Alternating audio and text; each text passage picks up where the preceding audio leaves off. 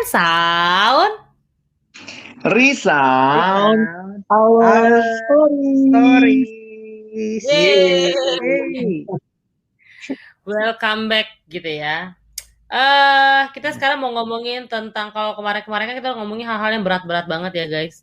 Tapi ini mau ngomongin sesuatu yang baru gitu ya. Saya ngomongin satu hal yang berubah gitu, asik berubah. Selain tinggi badan, bentuk badan ataupun rambut, mungkin banyak hal yang bisa berubah. Tapi teman-teman pernah nggak sih ada di kondisi yang namanya mengubah idealisnya teman-teman, atau enggak cara pandangnya, atau enggak standarnya teman-teman untuk satu hal yang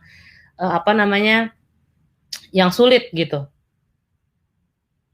Paham nggak sih maksud gue guys? Contoh dong. Contoh ya, misalnya di dalam suatu kehidupan, ya ini gara-gara kita anak-anak muda gitu ya, jadi gue akan mencari alasannya yang yang gampang gitu ya. Misalnya dulu kalian berpikir mempunyai idealis, gue nggak akan mau menjual Tuhan gue untuk mendapatkan pasangan hidup gitu kan. Tapi di satu momen rupanya teman-teman kita tuh satu angkatan gitu ya, udah menikah semua, tinggal kita sendiri nih yang belum menikah. Akhirnya teman-teman berpikir kayak, wah kayaknya mungkin gue terlalu idealis nih guys, kayak gue harus menurunkan standar gue. Yaudah deh, sama yang mana aja gue nggak apa-apa, yang penting menikah gitu. Pernah nggak sih? Nah tapi sebelum teman-teman jawab, misalnya kayak Ernest atau nggak, mungkin bukannya teman-teman pernah ngalamin atau nggak teman-teman pernah ngeliat hal itu nggak? Karena menurut gue hal itu tuh sedang terjadi gitu ya. Nah tapi sebelum teman-teman jawab, mungkin gue lagi suka sama satu kutipan dari buku KTB gitu ya. Buku KTB gue bersama dengan Bang Alex dan teman-teman lainnya. Jadi ngomong gini, tetap percaya pada saat menanti itu, bukan gini, menanti itu rupanya sulit, tetapi tetap percaya pada saat menanti itu jauh lebih sulit. Nah biasanya ketika hal yang terlalu sulit, itu tuh membuat kita jadi mencari jalan pintasnya, jalan keluar, dan supaya jangan terlalu sulit. Nah maksud gue akhirnya memilih untuk menurunkan standar yang esensi, atau enggak akhirnya jadinya mengubah semuanya.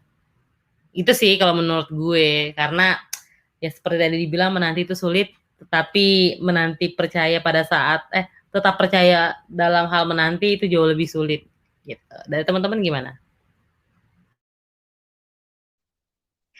Ernest nih yang lagi menanti. Ini soal penantian.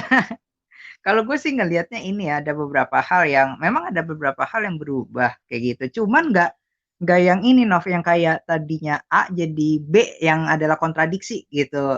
B-nya itu adalah kontradiksinya dari A. Tapi lebih kayak nih A ternyata ada A aksen kayak gitu. Ada sudut pandang lainnya untuk melihat A kayak gitu. Jadi lebih luas pandangannya, jadi bertambah pemahamannya. Nah kalau yang gue lihat secara pribadi di dalam kehidupan gue gitu, kayak gitu. Tapi kalau idealisme dalam prinsip-prinsip tertentu yang memang fundamental nggak berubah sih kayak gitu ya. Menurut gue kayak gitu. Selama ini gue mengevaluasi diri gue. Kecuali kalau mungkin ada beberapa orang yang gue lihat cerita-ceritanya berubah memang kayak gitu, ngelihat kondisi realita kehidupan, pergumulan hidup dia dan lain sebagainya. Memang itu gua akui lah, itu sulit kayak gitu. Dan juga realita ya memang keras, memang realita kehidupan nyata gitu ya, dunia sesungguhnya waktu udah kerja dan lain sebagainya. Makin dewasa tuh kayak makin susah tuh hidup, makin sadar dan lain sebagainya. Nah itu tuh gue melihat memang. Cuman kalau menurut gue harus ada sih ya kayak prinsip-prinsip atau idealisme yang di dalam berakar kuat gitu di dalam firman Tuhan. Nah menurut gue beberapa idealisme gue yang mulai luntur tuh ya, yang mulai berubah adalah hal-hal yang di luar firman Tuhan kayak gitu. Nah itu yang mulai gue kompromikan misalnya, yang kayak gitu-gitulah.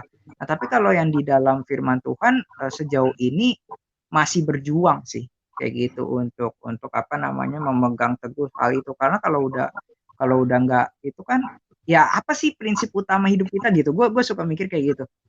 aturan apa yang lu ikutin di dalam hidup. Kadang-kadang kan kita mikir, oh aturan tuh membatasin, bikin orang tuh gak bahagia. Dan ada orang yang sempat ngomong kayak, ada yang nanya kayak gitu ke gua, ini salah satu adik rohani, dia ketemu ada orang bilang kayak gini, Bang, gimana caranya ngadepin orang yang bilang, gua nggak mau kudus-kudus banget, gua mau menikmati hidup. Terus gua tanya sama adik rohani gua, karena bukan dia yang nanya kan, emang kalau lu hidup kudus, hidup idealis gitu, lu nggak bahagia ya? Nah itu loh kayak gitu. Kadang-kadang jadi seperti itu, ketika kayaknya Tuhan berikan sebuah hukum kayak gitu, sebuah aturan, itu kelihatannya justru malah membuat kita nggak bahagia. Justru Alkitab sendiri gitu mengatakan, Tuhan bahkan Yesus gitu, aku tuh mau kamu memiliki hidup dan memilikinya dengan penuh. Nah berarti bukannya mau dibatas-batasin dong sama Yesus, bukannya kebahagiaan lu mau dikurangin ketika lu idealis kayak gitu dan lain sebagainya. Nah itu yang gua pelajari jadinya ya seperti itu. Ketika ada batasan, ada idealisme, itu justru membuat hidup kita jadi lebih meaningful gitu. Nah itu yang gua lihat sih. Kalau boleh gue perjelas ini kali ya, Nas. Dulu pasti kita punya idealisme ya, sejak mungkin kenal Tuhan, sejak bertobat.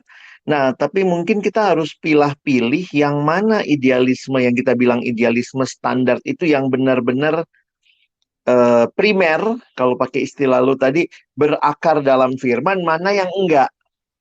Misalnya ya, ada idealisme misalnya, gue pengen yang rambut panjang, itu kan sebenarnya ya, terus nanti yang idealisme yang model seperti itu, yang istilahnya masuk kepada hal yang kita suka atau nggak suka.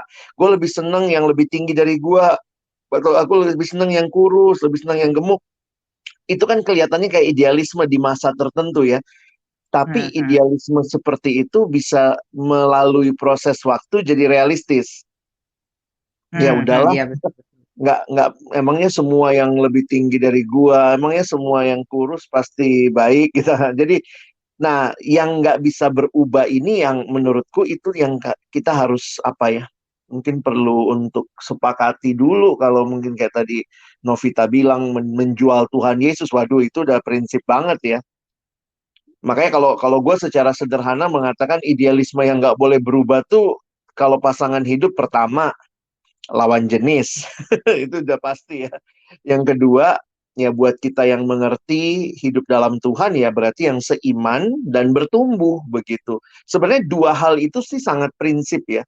Selebihnya misalnya satu suku kah atau ekonominya seperti apa itu kan idealisme-idealisme yang gue pikir seiring berjalannya waktu kita mesti realistis ya. Tapi dua hal yang tadi kalau sampai menjual Yesus mah wah itu memang bener-bener kayak itu bukan cuma nurunin standar Nov, itu buang standar kan gitu sih ya. Iya betul. Iya. Tapi kadang-kadang, ya sorry, maksudnya kadang-kadang kalau gue lihat ya gini ya, pandangan orang tuh kadang-kadang kalau ngomongin tentang pasangan hidup ya kayak tadi kita bilang menantu kan hal yang sulit ya. Mungkin tadi gue topiknya pasangan hidup, tapi mungkin ada yang berpikir tentang pekerjaan. Ya udahlah nggak apa-apa lah, gue jual Tuhan. Maksudnya gue tetap agamanya aja gitu yang bukan Kristen, tapi ya kan dalamnya hati siapa yang tahu ya kayak gitu. Yang penting gue bisa naik jabatan atau enggak banyak hal sih sebenarnya yang bisa membuat itu jadi kayak mungkin gue terlalu idealis kali, tapi kita harus ngelihat dong realitanya saat ini. Kan banyak ya sekarang yang kayak gitu, teman-teman gue juga banyak tuh yang kayak gitu. Lu tuh pemikirannya terlalu idealis, lu tuh harus melihat secara realitanya gitu. Kadang gue takut loh sama hal-hal orang-orang yang ngomong statement kayak gitu. Karena gini lo terlalu melihat realitas sampai lo lupa ada Tuhan ya nggak sih? Nggak tahu deh. Betul. Karena apa yang dikejar gitu. Iya, sebenarnya itu yang kayak apa kompromi dikit-dikit itu aja kita dari kompromi 10.000 bisa jadi 1,7 M gitu loh. Nah itu dari ya apa gue tetap percaya Yesus kok dalam hati, cuman KTP-nya aja berubah dan lain sebagainya. Itu kan pelan-pelan gitu ya. Tapi nanti jadi 1,7 M. Tapi gue jadi ngelihat apa ya kayak itu tuh harus diperhatikan baik-baik tuh dalam mengevaluasi hidup kita. Kalau enggak makin lama tuh makin terjerumus dalam jadi kayak bola salju gitu ya. Jadi makin lama makin besar dan akhirnya justru malah menghancurkan kita tuh di dalam kehidupan yang kayak gitu-gitu. Cuman gue ngelihat ya antara realita kayak kayak pekerjaan dan idealisme dan lain sebagainya. Gue nggak tahu ya, entah bingung, bukan bingung ya.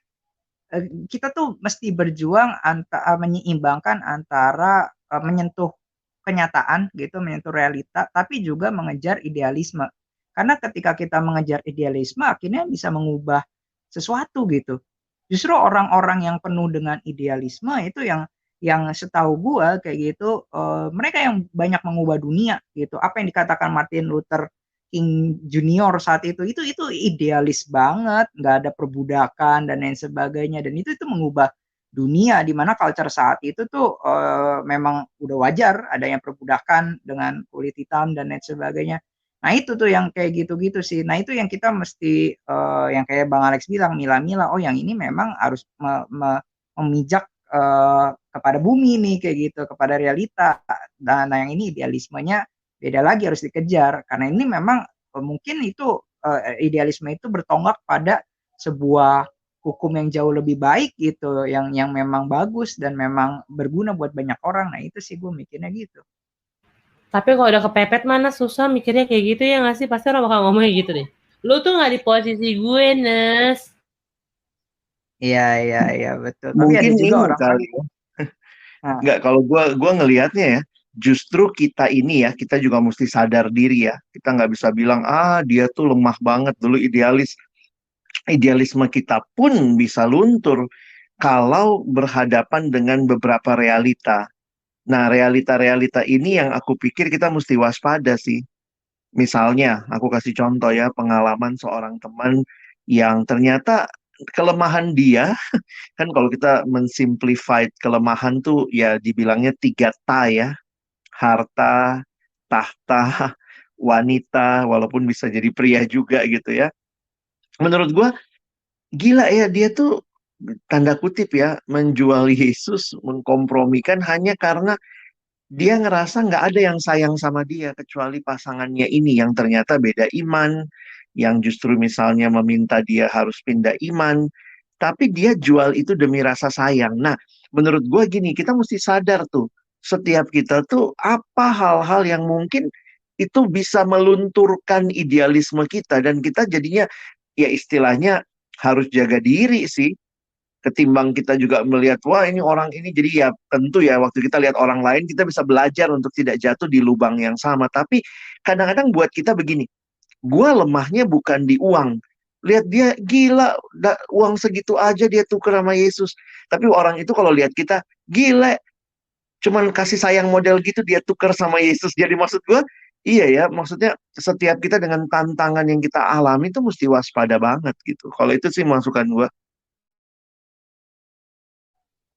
ya gue setuju tuh dengan yang Bang Alex bilang. Memang jadi kita perlu kenal lagi gitu ya tentang diri sendiri, kelemahan-kelemahannya, apa yang sebenarnya gue cari gitu, yang tadi Bang Alex bilang juga tuh. Apa sih yang sebenarnya kita lagi pengen cari atau yang lagi pengen kita kejar gitu. Nah itu mungkin hal-hal yang lagi pengen kita cari itu ketika kita nggak ketemu-temu gitu, justru akhirnya malah melunturkan idealisme kita dan lain sebagainya. Memang sih kebutuhan orang beda-beda gitu, dan posisi orang juga beda-beda. Memang apa kayak iya lu kan nggak dari posisi gua dan lain sebagainya. Betul betul betul. Cuman apa ya bilang ya, kadang-kadang gua ada ya lu ngomong sama gua gitu ya. Kalau ini orang yang pribadi ya secara ngomongnya, berarti gue ada di dalam kehidupan lu gitu, dan gue bisa bisa menolong lu juga. Gue ngelihat jadi akhirnya komunitas pun juga perlu perlu apa ya, bukan perlu lagi sih ya, jadi kayak komunitas tuh udah sebuah komponen yang kayaknya tuh udah harus dimiliki deh, dan itu salah satu sumber kekuatan juga tuh untuk akhirnya menjaga kita untuk tetap setia gitu ya dengan apa yang menjadi prinsip-prinsip utama di dalam kehidupan tuh gitu. Karena kalau kalau enggak, menurut gua jadi apa ya, jadi mudah gitu untuk, meskipun kadang-kadang udah tertanam dalam komunitas pun masih bisa berubah, bisa juga sih, ada juga yang kasus-kasus kayak gitu, tapi ada ciri-cirinya juga tuh yang mulai keluar gitu ya, pelan-pelan bergeser dari komunitas, tadinya sering join, akhirnya nggak join, mulai sering nggak ikut dan lain sebagainya, nggak jawab, dan akhirnya lepas kayak gitu. Ya pada akhirnya ya Tuhan lah ya yang menjaga kita tetap setia, itu janji yang paling kokoh dah kayak gitu. Iya. Kalau mungkin ini sekarang kita conclusion kali ya, satu-satu dari gue nanti ke Ernest nanti ke Bang Alex gitu. Kalau dari gue sih akhirnya jangan pernah, intinya sih dari segala sesuatunya akhirnya gue melihat kayak tadi Ernest bilang idealis itu juga tetap penting gitu ya. Jangan pernah menurunkan standar yang itu prioritas gitu, maksud gue. Apapun itu, dalam hal apapun, entah menanti pasangan hidup kah, entah pekerjaan kah, atau enggak hal-hal yang lain yang kita nggak tahu, yang kita nggak bisa sebutin kayak gitu. Jangan pernah menurunkan iman kita di hadapan Tuhan sih. Dan tapi selama itu realistis juga. Jadi idealis dan realistis itu harus dipakai sih bersamaan menurut gue. Misalnya kayak lu mau ngomongin tentang pasangan hidup, lu beriman akan dapat pasangan hidup gitu. Tapi lu maunya kayak apa deh namanya? Kayak Pangeran Charles gitu misalnya pasangannya. Charles, misalnya pangeran deh kayak gitu. Ya, pokoknya yang keren banget gitu. Prince Charming. Ya, pokoknya pria yang keren banget. Menurut gue itu kan nggak realistis juga ya. Lah emang lo secantik apa gitu, maksud gue.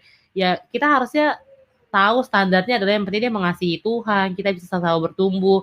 Nah kalau ngomongin tentang pekerjaan adalah ya lu juga jangan sampai menjual Tuhan untuk naik jabatan. Ya mungkin emang Tuhan udah nggak panggil kita di situ, tapi di tempat yang lain seharusnya kita berkarya di tempat lain gitu. Jadi ya gumulkan gitu apa yang menjadi kehendak Tuhan, karena prinsipnya adalah ketika kita hidup di dalam dunia ini kan kita harusnya menjalani apa yang Tuhan perintahkan, bukan apa yang aku ingin aku lakukan.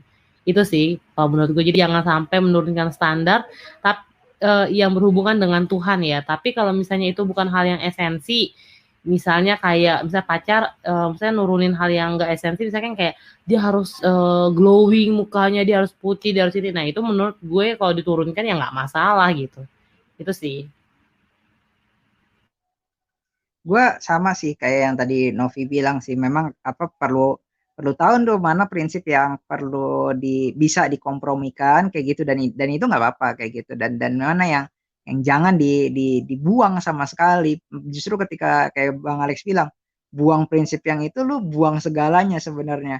Nah itu, jangan salah pilih tuh mengenai prinsip tersebut. Dan memang sih kayak gitu ya, memang menjaga prinsip kayak gitu bukanlah hal yang mudah, dan kadang-kadang ada banyak tantangan-tantangan yang kita tuh udah menekan banget kita gitu, udah kayaknya udah di ujung tanduk lah, udah oh ini kalau gua nggak buang nih gua nggak bisa maju lagi dan lain sebagainya. Ya memang kita nggak, masing-masing nggak bisa ngerasain setiap penderitaan orang lain kayak gitu. Iya memang berat pergumulan lo kayak gitu, dan bilangnya ya, kita pun juga bersedih lah kayak gitu, atau bersimpati kalau bisa memang mau kita cabut gitu penderitaannya, kita cabut kayak gitu penderitaan lu, dan supaya hidup lu lebih bahagia. Tapi gue yakin sih kadang-kadang yang dibutuhkan di tengah-tengah itu penguatan ataupun juga penghiburan yang daripada Tuhan sih. Ketika Tuhan akhirnya memberikan tekanan yang begitu besar kayak gitu, dia pasti akan memberikan kekuatan juga yang sama besarnya. Ada satu kalimat yang menarik yang waktu itu gue baca kesaksian lah kayak gitu dari seorang Night Birdie namanya, itu ditulis tuh di salah satu website Kristen kayak gitu, American Got Talent. Iya, The Gospel Coalition tuh. Menarik, dia bilang kayak gini, karena dia punya sakit cancer kayak gitu, dan juga hidupnya tuh rada keras karena suaminya meninggalkan dia tuh lagi waktu saat sakit cancer tersebut, dan dia bilang kayak gitu, Tuhan tuh lebih kepada seorang pemberi daripada pengambil. Nah, kadang-kadang kita lebih pingin Tuhan ambil penderitaan-penderitaan kita, tekanan-tekanan itu, tapi nggak mau minta Tuhan supaya tambahkan kekuatan kita dan lain sebagainya. Nah, kalimat itu menarik sih buat gua dan cukup menghibur dan menguatkan gua. Iya ya, Tuhan tuh lebih jauh lebih suka memberi kayak gitu daripada mengambil sesuatu kayak gitu, mengambil penderitaan kita. Bukannya dia nggak bisa, dia bisa melakukannya hal tersebut. Nah, tapi dia mau memberikan hal lain, dan dia katakan habis itu, kalau seandainya Tuhan ambil penderitaan dia saat itu, nggak akan ada cerita ini kayak gitu, nggak akan aku bisa menginspirasi banyak orang dan lain sebagainya. Nah, kalau teman-teman mau cari tahu Night Birdie itu, dia salah satu yang dapat Golden Buzzer di American Got Talent waktu itu. Nah itu sih. Oke. Kayaknya semua udah diomongin ya. Tapi gue mengutip lagi yang Novi bilang di awal ya. Menunggu itu jadi apa ya? Sebuah menunggu dan tetap percaya itu sebuah hal yang sulit, tapi di dalamnya Tuhan kasih kekuatan sih buat kita. Jadi belajar untuk percaya, karena masa-masa menunggu tuh nggak enak. Tapi ya kadang kita merasa kita yang paling tahu apa yang terbaik buat kita, waktu yang kita mau begitu. Jadi akhirnya kita mengkompromikan hal-hal yang waktu sebenarnya kita buang itu, ya udah, lu buang semuanya kalau udah Yesusnya lu buang, apalagi yang tersisa gitu ya. Itu semua akan jadi hal yang sia-sia. Jadi kalau gue mengingat yang namanya idealisme tadi ya, gue ingat kalimat yang bilang gini, kerohanian itu bukan nostalgia. Jadi bukan dulu gue ideal banget loh dulu gitu ya. Tapi kerohanian itu sesuatu yang real sekarang. Jadi mari coba cek lagi kerohanian kita sekarang gitu ya. Bukan cuman seneng dengan nostalgia rohani. Gue dulu waktu di kampus rajin banget persekutuan. Gue waktu di kampus tuh punya standar tinggi banget. Gue waktu di kampus. Tapi sekarang gimana lu gitu ya. Nah itu jadi sebuah hal yang jangan hidup dalam nostalgia dulu. Tetapi hiduplah sekarang di hadapan Tuhan dan nantikan janji Tuhan. Oke. Jadi thank you teman-teman yang udah dengerin. Kiranya apa yang kami sharingkan juga bisa menambah wawasan pemikiran untuk kita sama-sama bisa menggumuli topik ini dengan serius, dan kita cek lagi nih, jangan-jangan ada juga nih idealisme yang mulai luntur, dan mari waspada dengan hal-hal yang bisa melunturkannya. Oke. Jadi thank you. Silakan bisa DM kita di Instagram. Instagram kita apa, Nas? Di friendzone.id. Oke, dan nantikan episode-episode selanjutnya. Thank you teman-teman. Bye.